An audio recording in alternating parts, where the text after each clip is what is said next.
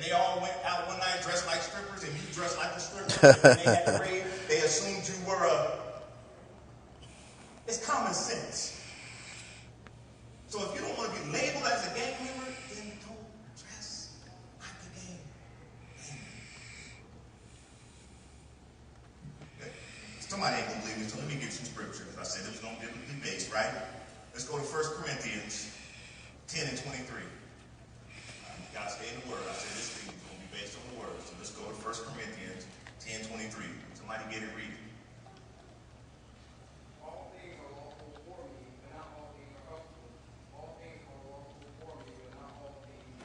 Just because you can don't mean you should.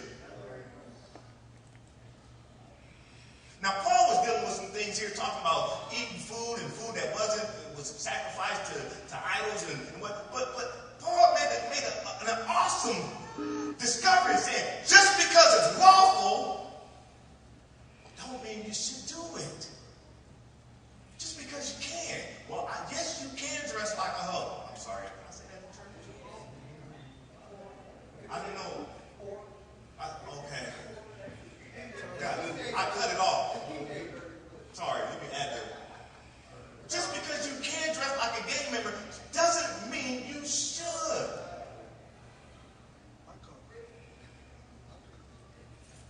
If they're looking for terrorists, am I going to put on black tactical with a mask and walk around with a gun? I'm going to invite some things. So we have to use wisdom, young folks.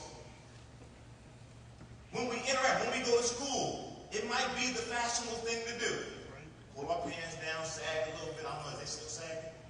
Okay. But police officers say, I'm looking for the people that sag. Because most of the gang members sag. So why, as sanctified, Holy Ghost filled, water baptized, why would we want to put on what the world is putting on? Right. Why would we want to be identified? So we have to be wise, because the enemy is looking and seeking. I don't want to make law enforcement but Jesus. Sometimes. Amen.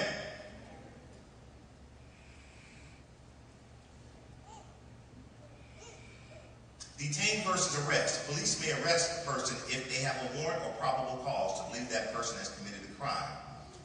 Law enforcement officers may detain a person based on reasonable suspicion of criminal activity.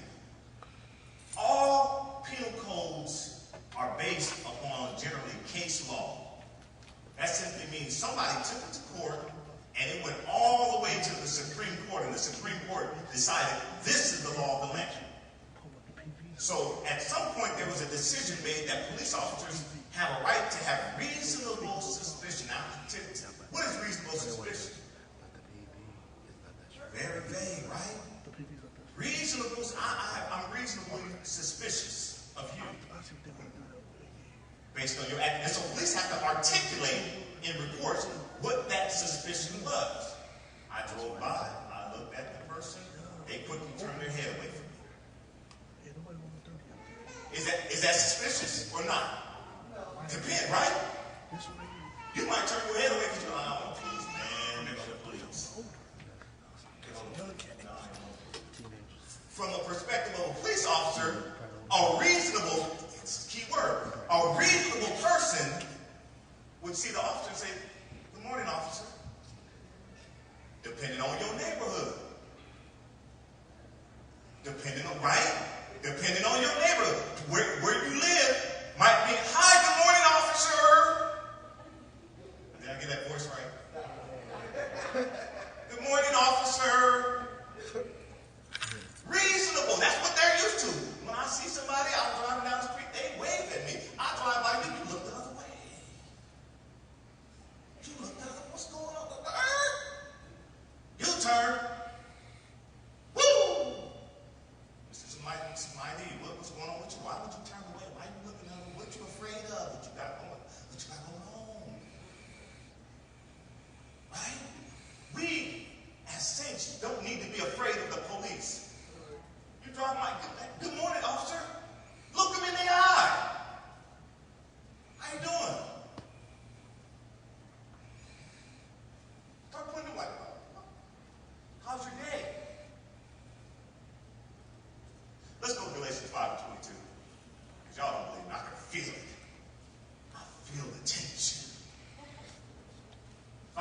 22. Let's read.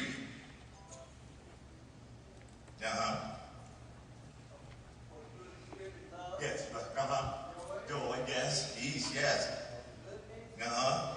Yes. Long suffering, meekness, yes. So if we have the fruit of the Spirit, how should our interaction be with everybody?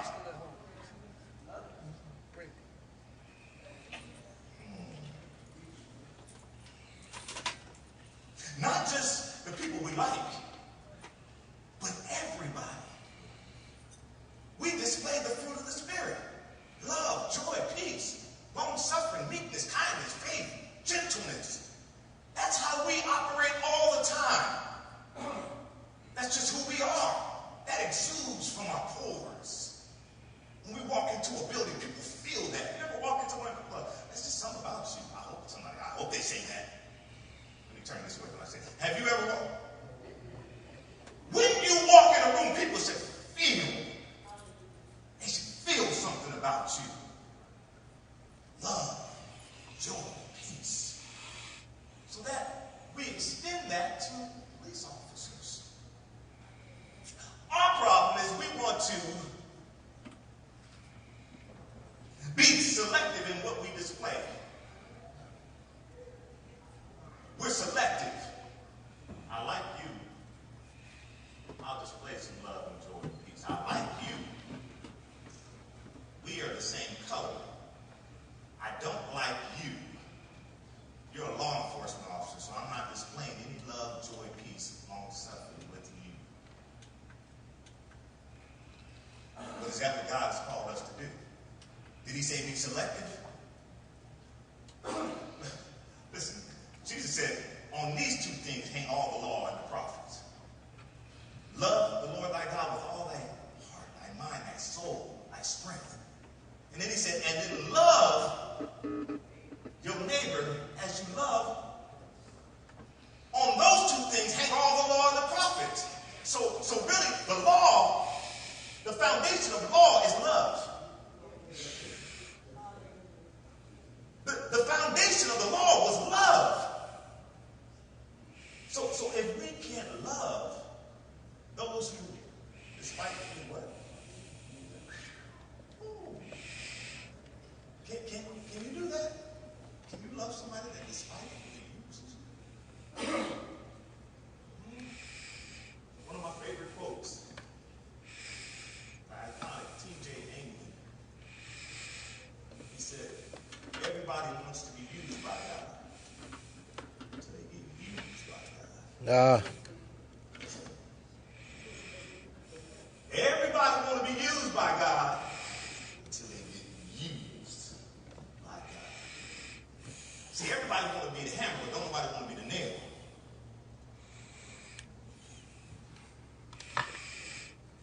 See, the nail is the thing that holds the masterpiece up, the artwork. You ever go somewhere and say, that's a beautiful picture, but you never say, let me see the nail hanging behind it. I bet that's a nice nail, but that picture would not hang without a nail. Are you willing to be the nail? All right.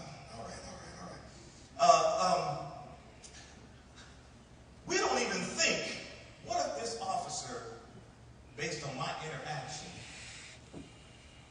gets saved? Well, what if he knows or she knows nothing about God, but based on their interaction with me, converts them based on me showing love, joy, peace, long-suffering, meekness. We have an obligation as saved folks to interact in a way that is in line with the Bible. Amen? So let's go to John 18. Because my question is, how did Jesus behave when they came to arrest him?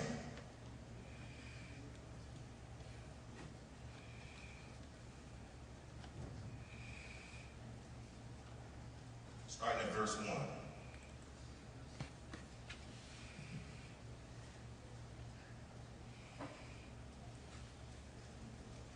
I want a teenager to read. I've been hearing adults read. We got invention, right? So let me get a teenager. Yeah, okay, that's right. Start at verse 1.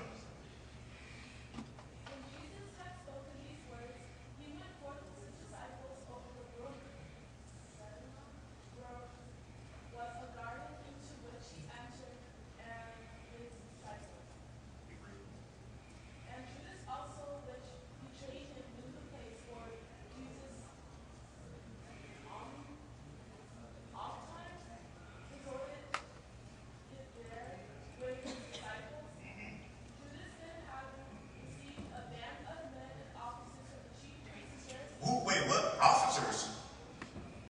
Officers? Okay, keep reading.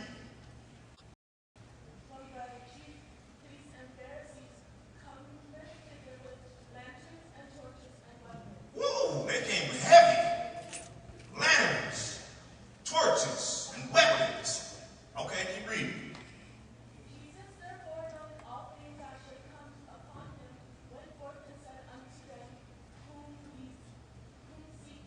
So he was, wait a minute, he was interacting with them?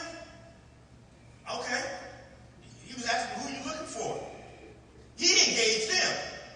So he wasn't thinking about snitches get stitches. Okay, keep reading. And they answered him, Jesus of Nazareth. Jesus said unto them, I am he.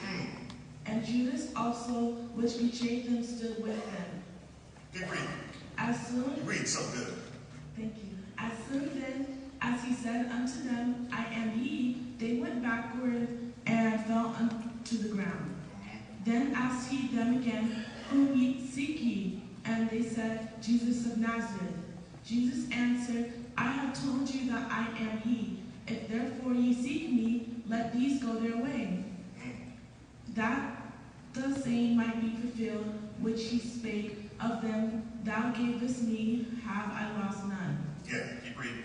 Then Simon Peter, having a sword, drew it, and smote the high priest's servant. Wait a minute. Oh my God. Keep reading. What happened? Peter cut off someone's ear. Peter was banging. And smote the high priest's servant, and cut off his right ear.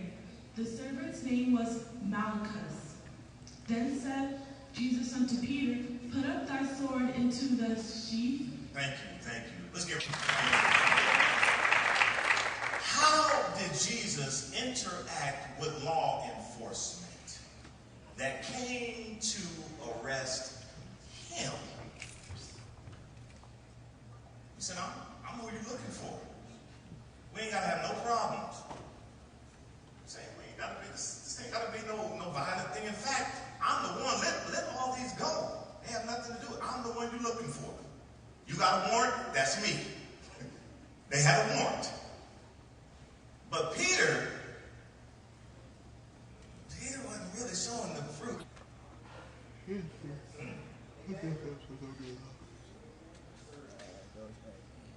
It's an interesting dichotomy.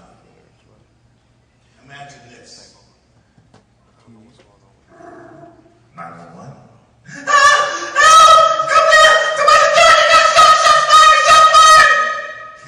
Please come to the house. Please show up. Dead bodies. People crying, screaming. What happened? Are they interested in helping after all? Let's go down there. People shooting each other and killing each other off. Yeah, they're killing each other. Let me just go down there and take this report. Unsolved murder.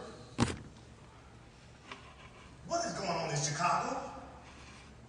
Unsolved murder. Killing each other. They don't want to help themselves. What are we to do? Sitting in the neighborhood, know who killed who shot who, and won't say a word. But we got to live by the Bible. Jesus said, if you need some information, I'll tell you. One of the things that we also can do is know the law. We live in the information age. right? At any point in time, everybody, who has a smartphone? Everybody got a smartphone? Do me a favor. Yeah. Who has a phone? It's a XLR. It's this one of these. That is a computer in your hand. Right here in the hallway. There is nothing you can't research right here. In the palm of your hand, you have the ability to. Wasn't no joy, wasn't no love, wasn't no peace. Peter pulled out his sword. And I heard one theologian say, he wasn't going for his ear. Elder Cameron, he wasn't that good a shot. He was heading for his neck. But for everybody familiar with what happened over in Europe? Okay. They voted on something that they didn't even know about. The most Googled search was, what is EU? They voted on it, saw the impact to the world market, and then said, what did we vote on? What does EU mean? There is no reason why you shouldn't know. No. I can't get a picture on here. Yeah, I was watching CSI. Somebody started at 24 through 29. Oh, what he did with that mic. Should ask me too, right?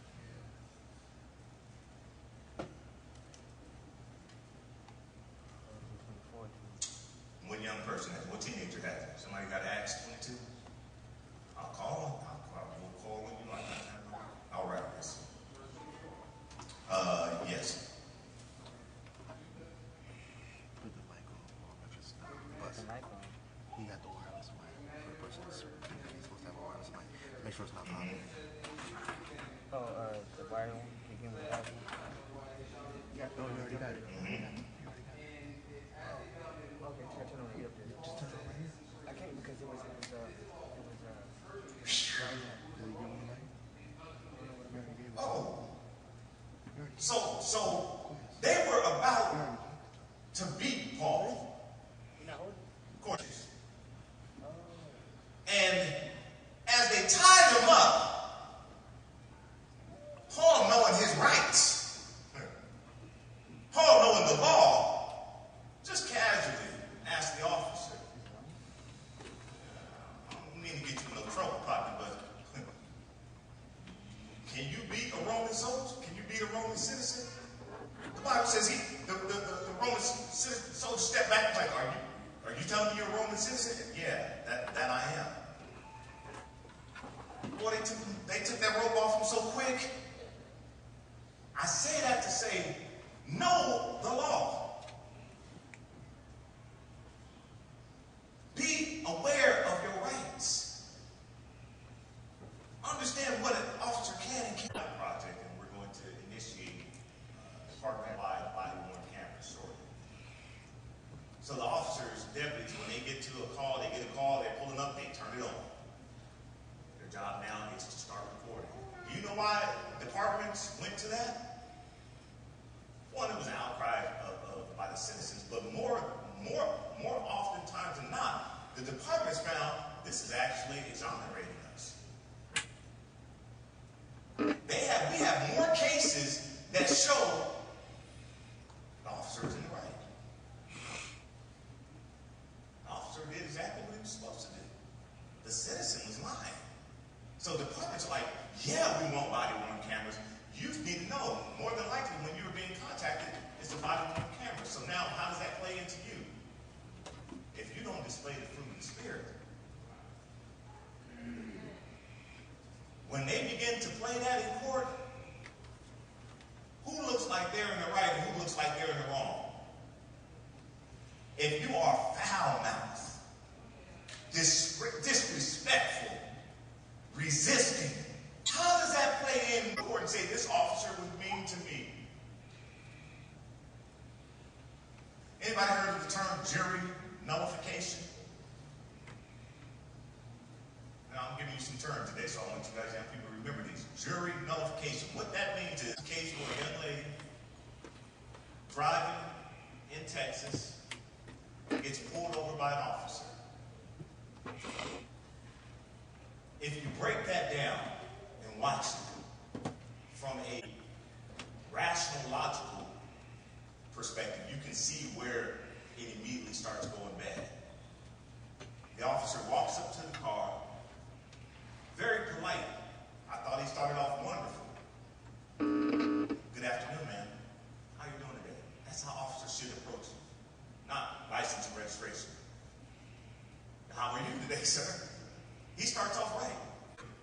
We'll come back with a verdict just to prove a moral point.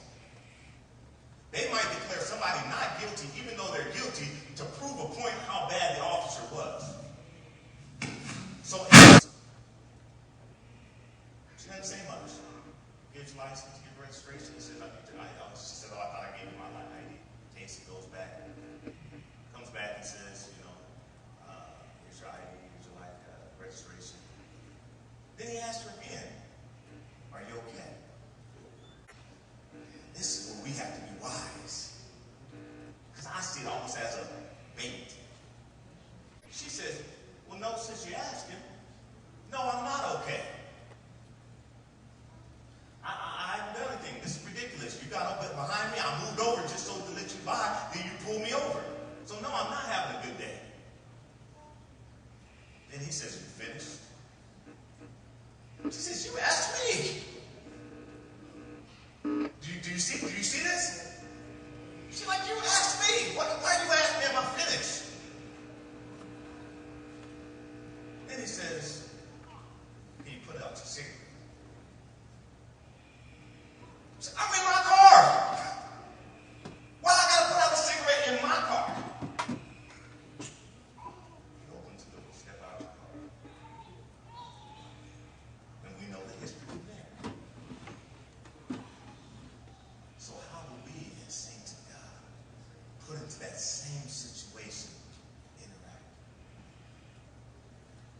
If we are displaying the fruit of the Spirit. See, sometimes can I get real? We as black folks, we got a lot of pride. And we have a lot to be proud of. We are a strong people. We have endured. But sometimes our pride kicks in when it don't need to kick in. Sometimes that pride kicks in and we get on the defense immediately. And we're not thinking logically. We're not listening. Why does he keep asking me, am I okay? Who's okay with being pulled over? Who's okay with being stopped? Ain't nobody okay. I'm not going to take the bait. Officer, this is just, this is what my recommendation would be. It's a bad day all around. It had nothing to do with you. Right? Don't have nothing to do with you, officer. Bad day all around, just a lot going on. Whatever you got to do. Take your time, officer. Do your job. Do your job. Put out your cigarette. Well, no problem. I got more cigarettes. Except we hopefully, yeah. I ain't judging nobody. You gotta be hungry. Because your ultimate goal is to go, I'm ready to go home. I got stuff to do. I'm not here to entertain you about a cigarette. Now, again, life is about choices. God gave us choice and free will, right? You choose ye this day whom you want. We have choice. So you can choose to take the bait. So let me fill you in. I'm not important, but I fill y'all in some little secrets here. There's a thing called attitude arrest. Attitude arrest. That means more than likely 90% chance, 95% chance you are not going to be charged. The DA is going to get this charge and go, we ain't charging this. The DA is going to throw that up. We ain't charging it. We ain't wasting our time. The judge, if they got to be like, dismiss. This is ridiculous. Why the officer, right? But what happens between the time that you're arrested and the time the DA gets you? 2 or 3 days in jail. And more than likely, our folks don't to bail out. You spend 2 or 3 days in jail for attitude. They know you're going to get anything. This ain't going to work, but you know what? You're going to go to jail for 2 days. Teach you a little lesson. So why put yourself in a place where you might lose your job? If not lose your job, lose money. Just to let you know. Cost you money to make bail. The embarrassment, what could happen while you're in jail?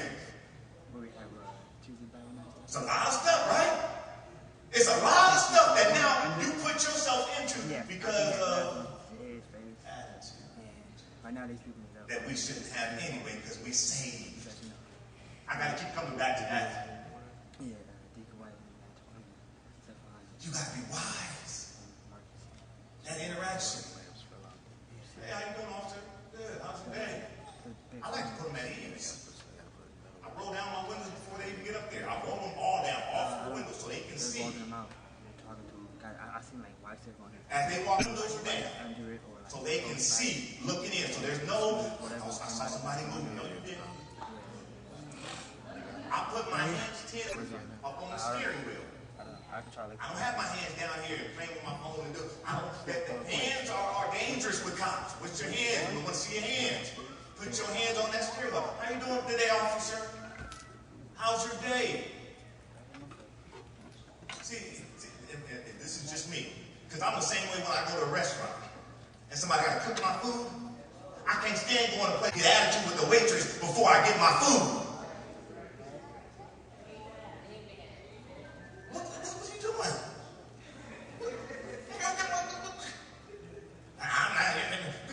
Don't keep cutting mine off right here. I'm nice to you. Whatever you do today, food, have at it. But me and you, we cool. Get a nice tip from me. You gotta be wise. That person is gonna go back. So in the same sense, I got a man with a gun, a taser, arrest me, and I'm gonna get mad to you. I'm gonna put him at ease. Hey, how's your day going? Good. What do you need? What? Oh, okay. Really, I was speeding? Oh, wow. I think it's very. Oh my goodness. Oh my goodness, I'm speeding. I'm bringing him down. Okay. All right, it's recorded. You got Opie Cunningham. Somebody guess it.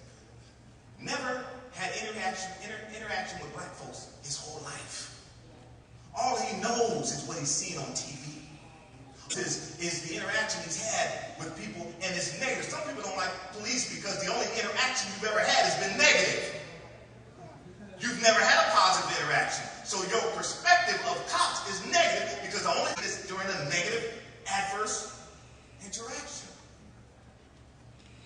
So your perspective is, your lens is skewed.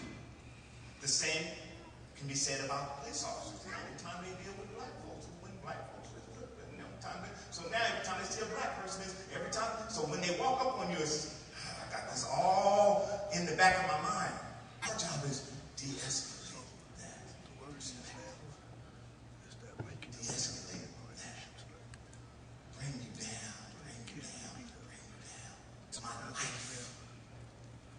It's on the line. I want to go home. There was a conference once. 300 child abuse detectives were in the room. Child abuse. One of the worst jobs I think a person can have in this department, and I applaud anybody that is a detective in child abuse. Because some of the crimes that they have to deal with are horrific. Some of the crimes and the things they see with little children would blow your mind. It's in the demonic forces that have captivated some people's minds and caused them to do things to little children. These officers see this day in and day out, day in and day in, day in and day in. That's all they see. That's all they see. And so the speaker was at a conference and he was talking about some things before he got started. He said, yeah, my son is doing well. The Boy Scouts of America, and the room erupted. Room erupted. What? Boy Scouts, how dare you put your son in the Boy Scouts? It's the Boy Scouts. One of the most honorable places. Their only interaction with Boy Scouts, the only time they interacted with Boy Scouts was in childhood cases. So the perspective of Boy Scouts is always slanted. I say that to say, what is their interaction with black folks? Do we invite them to our churches during our community outreach programs? Do we allow them to see us in a positive environment? Do we make sure we contact the Lord and say, hey, have your officers come down on this day, we've got this going on. So that we're celebrating our college students, our kids who are graduating and going to, do we bring them in so they can go, what, you got this many kids going to college? Yes. They're working here, so they can see a positive.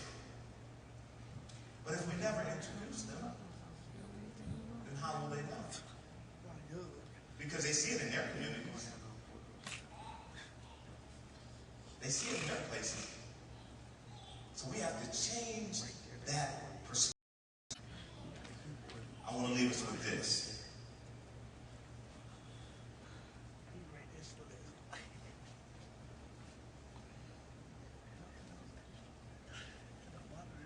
And just so you know, for that Sandra Bland incident, that officer was fired.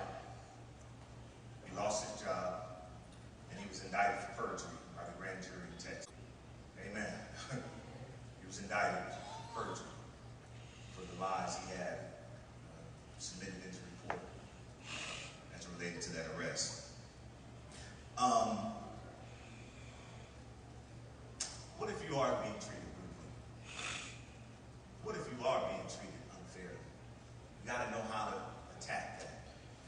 So there are ways to do that, and that is file a complaint.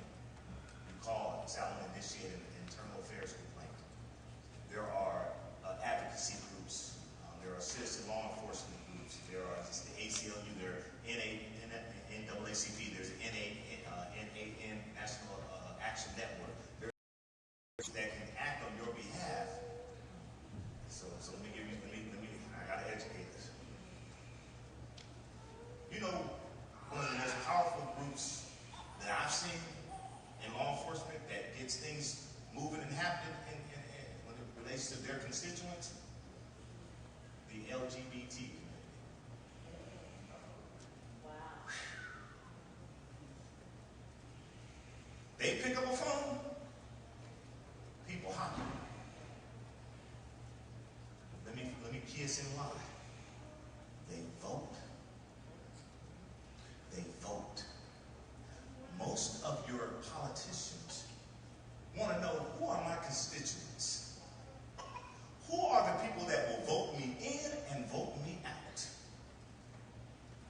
So if I have a decision to make of who I want to listen to, who I want to give my services to, am I listening to the people that vote me in or never vote at all? If we never vote, we don't have a voice. They pull the numbers. They can pull even and say, yeah, this community is probably not. Again, what incentive do we give them to say, yeah, we need to, other than, that's your job. But we don't like you. But do your job. We don't like you. We'll treat you bad. We'll be rude to you, but do your job. We got to change that. And it's not being a sellout. Sir, you hit it on the head. We had a time where we thought very highly of African Americans working in law enforcement. I'll never forget the first time that I encountered a brother that called me a sellout. I took a step back. It's like, sellout? Why am I? Why? Police. But if I wasn't here, you'd be mad. Because the first thing y'all said, we need some black police officers. And then when we get here, you say we sellouts for being the police. See the kind of craziness we have? That we have to stop. And I say that to the church, that we can be the point, the catalyst ground zero, that it comes from the church. Wow, I see Bishop Ellis, Upper Zion, PAW. He has law enforcement day. He will have law enforcement officers lined up across the aisle. Church, 6,000, he has a row upon row of law enforcement. He brings them up on stage, honors them, lets them know we appreciate you in the community. Guess what kind of service Bishop Ellis gets? Guess what kind of service his church gets? It ain't rocket science. Yes, sir. Yeah.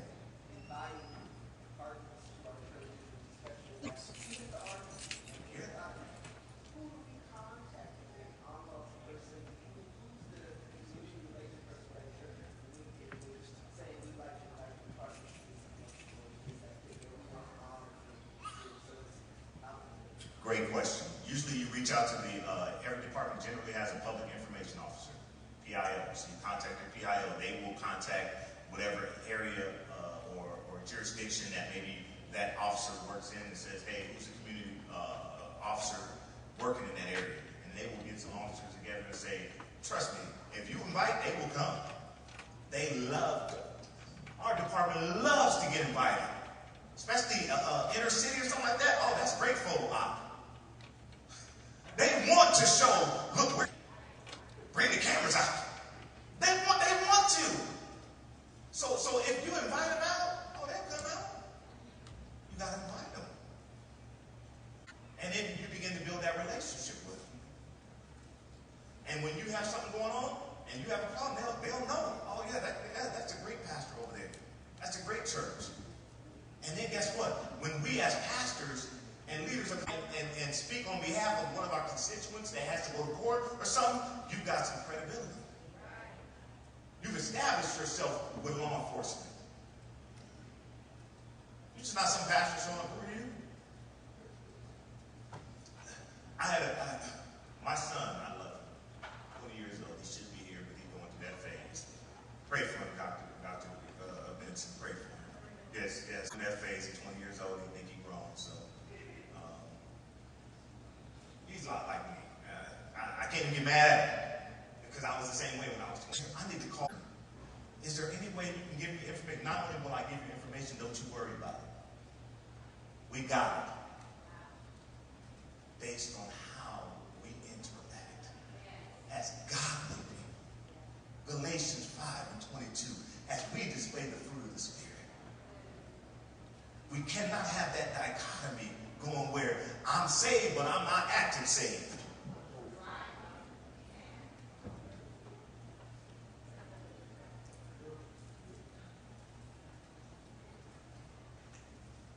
I'll leave you with this, and then we'll close out. Is that all right, Dr. Brown?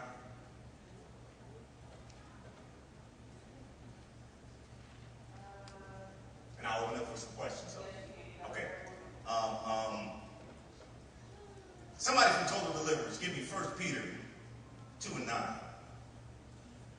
Yes. But ye are a chosen generation, Uh-huh. a royal priesthood, Uh-huh. and holy nation, Yes. a peculiar people, Yes. that ye should show forth the praises of him who hath called you out of darkness into his marvelous light. Yes. Dr. Benson, I hear that's P3, right? P3? Why do I quote that? We are peculiar. We are not the same as the world. We are set aside. Our interactions should be different. When police officers interact with, they should go walk away going, what was that? What was that? They should go back to their car and just sit down for a second. What just happened? They were so polite. They were so nice. They should feel bad giving you a ticket. They should be at the end going, I don't want to give you this. I wish, you know what, just next time, they should feel, because the Bible says you throw hot coals, right? Kill them with kindness. Kill them with love. They should leave going, wow,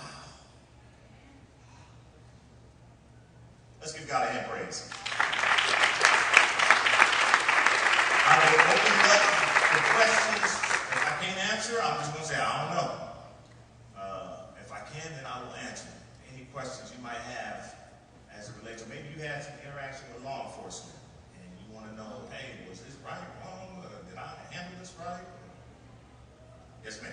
Right here. Hold on.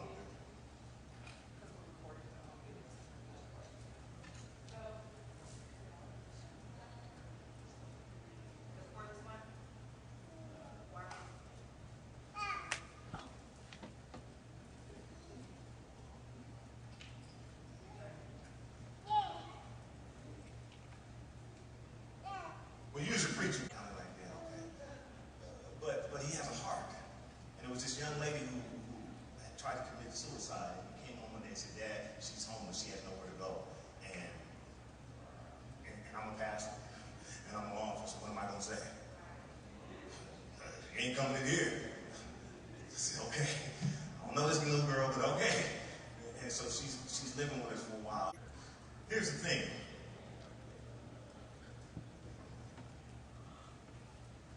The moment I say license and registration, we are in two different separate incidents. There's a reason I pulled you over, which may or may not be legitimate. And then there's a give me your license and registration. When you refuse that, we can forget all this. We can say, you can find out later on. You didn't have no, oh, yeah, I was just pulling you over. But now, right? It's like dealing with your mom and daddy. And maybe y'all didn't have that kind of mom and daddy. And they ask you something, and you don't answer right away, you can forget. You get a whooping now based on this. But great question, because that's what we found is yes, ma'am. So being from Palmdale, do you drive like long term anyone? And if I were to get pulled over and push the road, would it be when I put my right to drive because I feel it's like safer than where they were? Absolutely. Most departments don't mind you doing that. Most departments understand, especially being a single female, a female in a car alone, they understand. There was, early 80s, there was an officer by the name of Craig Pyre that ended up going to prison life or death row or something. He was raping women. He would pull them off and get them in secluded areas, and he was actually raping. So after that, departments recognized we can't put our officers in that position because there's some people that will accuse people of things, and we can't put our citizens in that time because we've got officers sometimes that shouldn't be officers. So as long as you drive to an area that's well lit, at speed limit, don't make it look like he's chasing you. Yeah, so just keep driving and get to a well lit area, and then explain that to the officer. And what I would do is you call 911. You say, this is so-and-so, I'm being pulled over, but I'm not, I just want to let you know, can you please let the officer know that I'm driving to a well-lit area because I'm not familiar with this area and I don't want to be alone, or I don't want to be, so if you call, they can relay that to the officer and let them know that you're not just running away, but you're trying to get to an area that's well-lit. And plus you have that documented now. You were going to say something? Okay. Yes, you can call 911. Yes, ma'am. Oh, I'm sorry. Did I not say my name? No, I probably didn't. I'm notorious at not doing that. I'm Pastor Richard Miller, Perfecting Grace Church. Yes, ma'am. I did.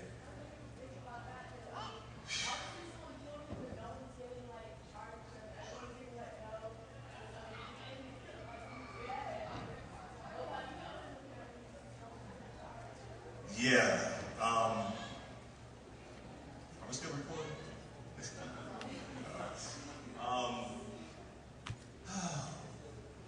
Yeah.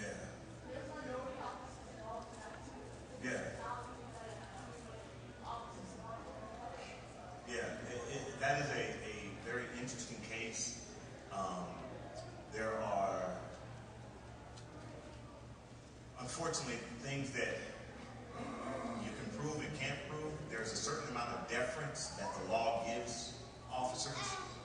And when I say deference, meaning they will, let's say Freddie Gray, for example, all right? He's in the car, he's in the van. They're taking him to jail, they're taking him to wherever.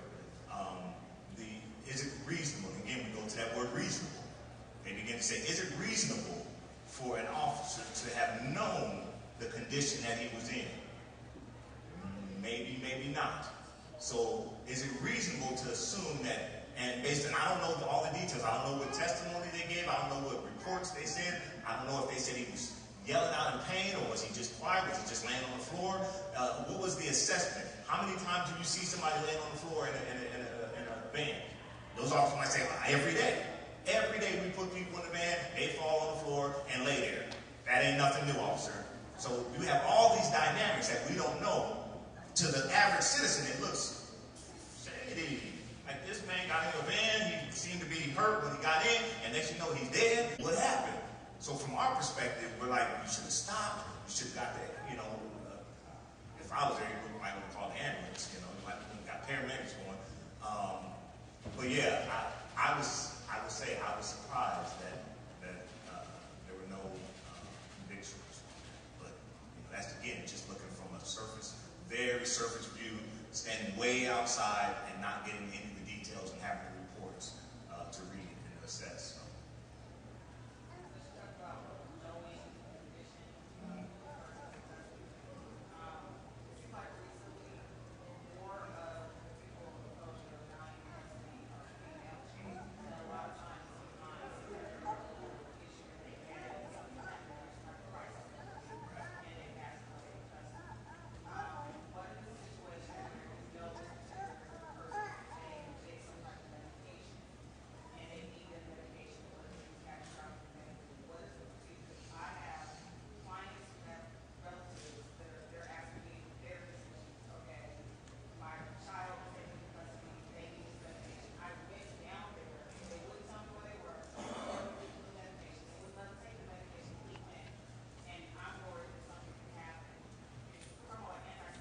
Absolutely. Stuff like that. Like, what's the procedure? Because now we're concerned that if we got to get or something, I may not make it out because I'm not even going to. Yeah, no, great question. What happens and what with the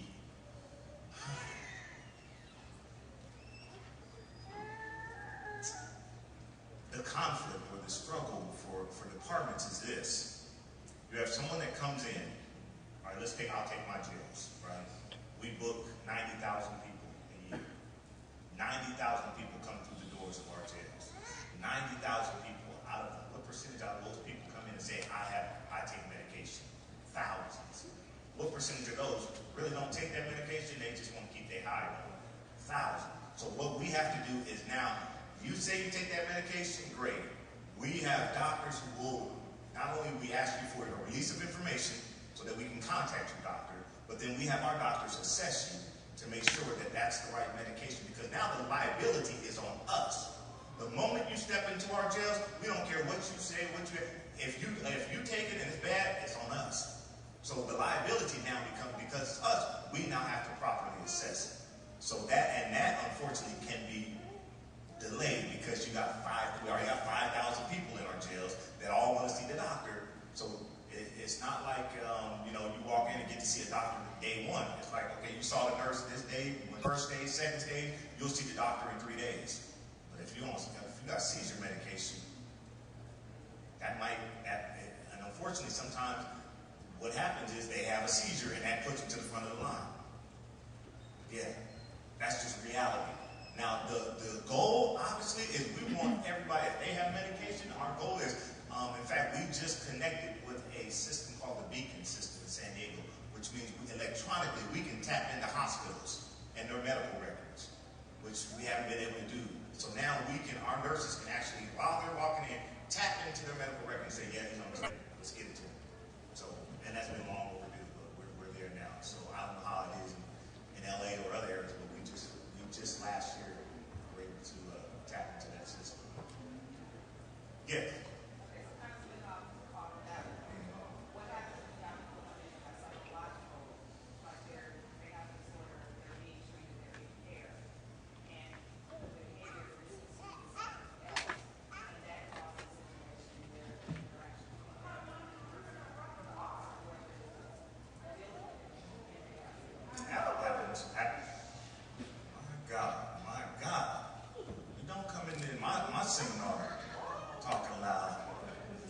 child shall be rebuked.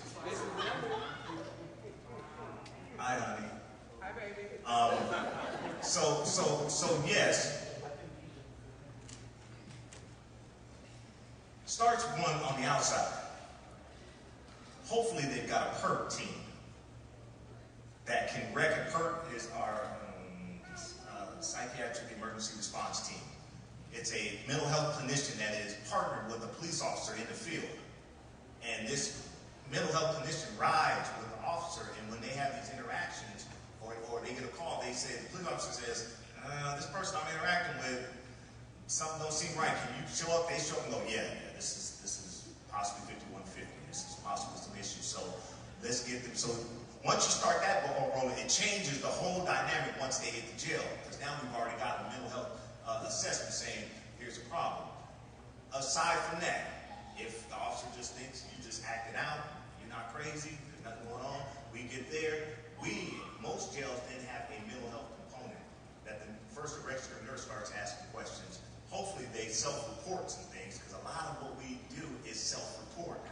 Meaning we ask the person coming in, what are your issues? But if they're under the influence or they're mad, they don't tell us. So because they don't tell us, you go on thinking everything's fine until you have an adverse event. If, best case scenario, they tell us, then we sign them up for psych sick call, which usually happens within 24 hours. So within 24 to 48 hours, we happen to see a psych doctor. Based on that, they'll start the protocol.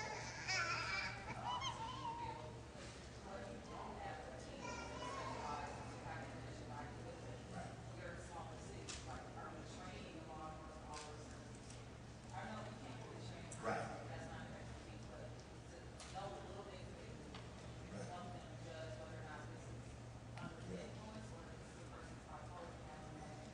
Most departments do some type of training for their officers for that reason, because they frequently will show up at a house, and usually the officers know, let me try to talk to mom, let me talk to dad, let me talk to family, somebody who knows what's going on, and then they can get that information, then they can say, okay, this is the person who's having an episode, let's approach it from this perspective versus me pulling out my gun and shooting this person. Because more times than not when we see those, it's because the officer had no idea. He comes up on a situation, sees somebody acting out, pulls out his weapon, and they don't stop. It's like, okay, is this suicide by cop, or is this them having an episode? Any other questions?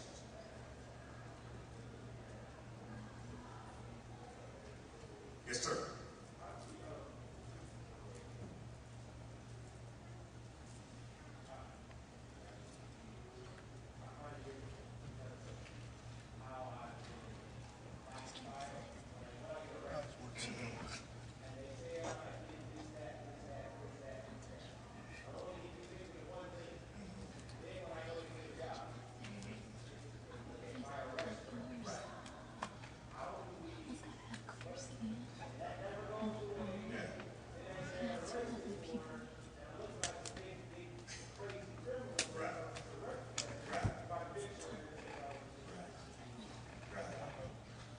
How do you deal with that? So, I love you. I had this discussion once with someone about that very topic, and they felt so downtrodden, and they were depressed. They were like, look, I'm saved now, and everything is under the blood, and God has forgiven me for everything in the past, and yet I seem like I can't get from under the past. And I told him, I said, God has forgiven you for the things in the past, but that doesn't necessarily mean that you don't have to still deal with consequences. Somebody said, give me Bible for that, okay? David and Bathsheba. David and Bathsheba had a problem. And David fell down in sackcloth and ashes, praying, asking for forgiveness. God forgave him, but the consequences was that child had to die. Sometimes things in life, we still have to live the consequences. He's still a God of mercy and grace. So I say to you, you cannot give up. Now, from a different perspective, there's a move and a push in the way of called ban the box. A lot of states and states and communities are moving toward this thing called ban the box. A lot of advocacy groups are saying, get rid of that box that says that I even have to check. Wait till I get in the interview process because you're eliminating me before I even get through the door. Because a lot of times, once you get through the door and start having a conversation, you can explain, and the person might go, you know what, you seem like a good, but if the box is there, you can't even get past it. So there's again, we got information in our hands, right?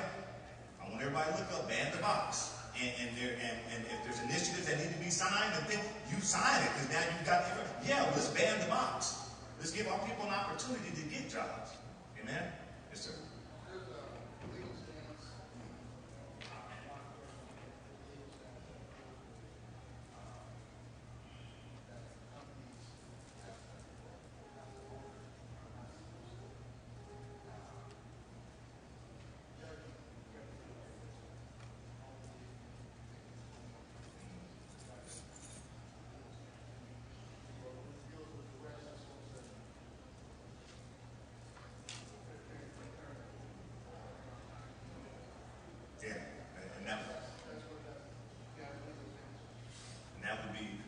That's what we would hope for, you know.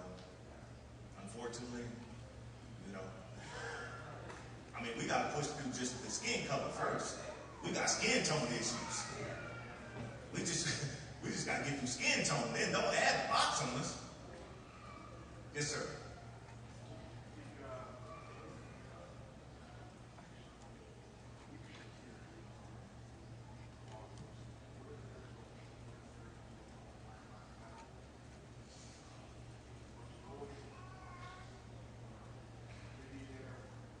I would say that the general consensus or perspective from law enforcement officials around the country as it relates to Black Lives Matter. His question was Black Lives Matter from a perspective of executives, management, executive level in the department. What's the general consensus? What do people feel about that and that movement? And I would say probably the consensus is the phrase you used was a lot of noise. I think that's probably the general consensus. We've heard the reply to Black Lives Matter is all lives matter. I actually got into a discussion with a peer about that, and I had to enlighten them as it relates to why them saying all lives matter is not, a good response. And we know that the analogy people use, and it's a great one, to be at a march for cancer and breast cancer, somebody walk up and say, well, why aren't you marching for, pancreatic cancer? That matters. Well, we're not taking away from pancreatic cancer. We're highlighting breast cancer right now because of what's not happening with breast cancer. So in the same sense, we're highlighting Black Lives Matter based on what's happening with our young African Americans being seemingly shot at a disproportionate rate than what other lives do. So, but to answer that question, I think probably the consensus is, I think media has a lot to do with how it's portrayed. So if it's portrayed in a very negative way, I'll give you an example. Man, I hate going to politics. I'm sure there's some people that like Bernie Sanders in here, right? Bernie, right? Okay, so people like Bernie. Remember when he got interrupted by Black Lives Matter? And it was like, what are you doing? We like Bernie. So the media took that, they ran with that. It was like, oh yeah, let's show how out of control Black Lives Matter is, because they actually interrupted the candidate that is for black people. It was like, what are they doing? So it doesn't, sometimes we don't help ourselves. Yeah, it's like, go ahead and do your thing. He got it. It's out of control. It's out of control. Anybody else? Any other questions? Yes, ma'am. Yeah, yes. It's a little problem over there. Your trust.